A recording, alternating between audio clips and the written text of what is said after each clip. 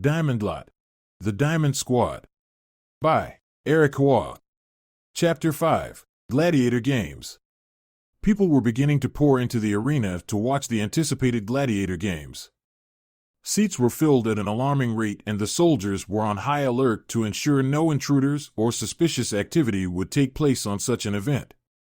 Queen Victoria and her advisor, Zoe, were attending the event, but they concealed their identities as they didn't want to draw any unnecessary attention. Victoria was putting her trust in a plan that Charlotte had developed, but Zoe was skeptical as she thought the idea was far too dangerous. Victoria reminded her advisor that the two strangers gave their word that if the plan failed, they would protect everyone in the stadium. Zoe was baffled and thought Victoria was far too trusting. They commenced with plan, but Zoe would take no responsibility if anything went wrong.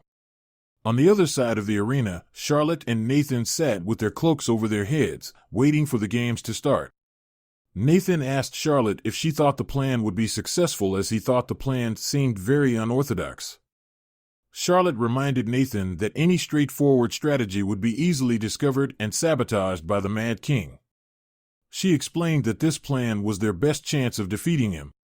Once the stadium was packed to its capacity, a man stepped into the arena at center stage to make his introduction to the audience.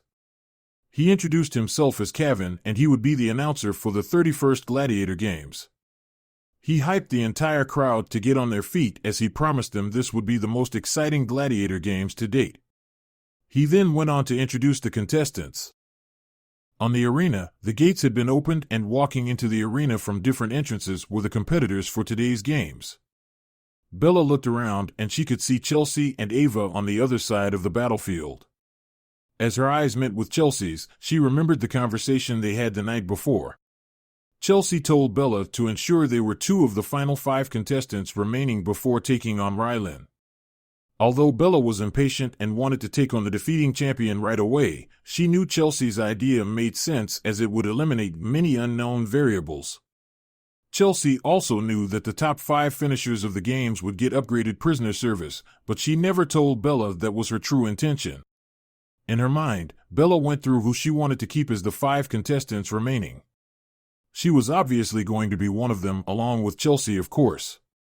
The third person she would want to be Ava, and the fourth would be Rylan, as she would be able to battle him with as little interference as possible.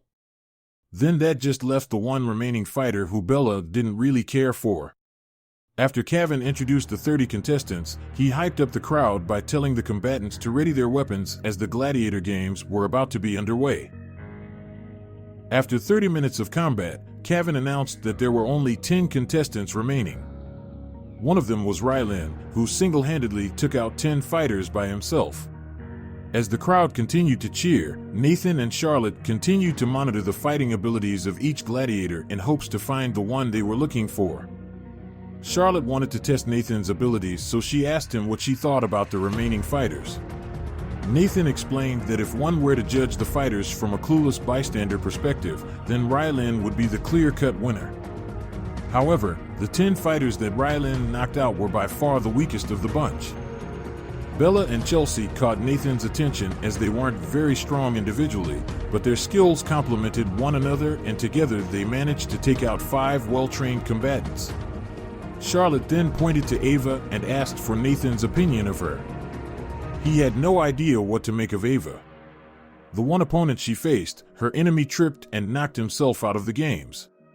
Charlotte asked if Nathan was finished with his assessment, but he mentioned there was one more fighter worth noting. There was a combatant that had a hood over their head and had kept a low profile up until this point, but the most concerning part was that their movement was nearly undetectable.